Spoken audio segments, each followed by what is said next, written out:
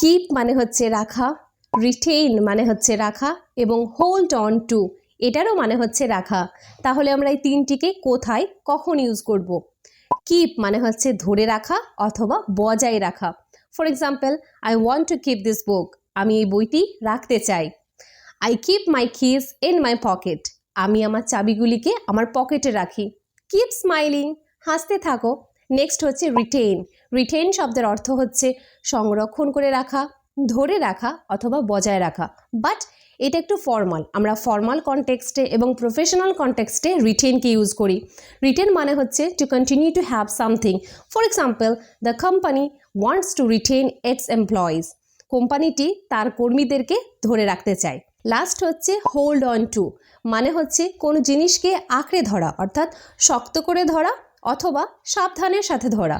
For example, hold on to the railing while climbing the stairs, সিঁড়িতে ওঠার সময় রেলিংটিকে আঁকড়ে ধরো অথবা সাবধানের সাথে ধরো। Hold on to your dreams, তোমার স্বপ্নগুলিকে আঁকড়ে ধরো। এবং আরও জানতে হলে সাবস্ক্রাইব করো।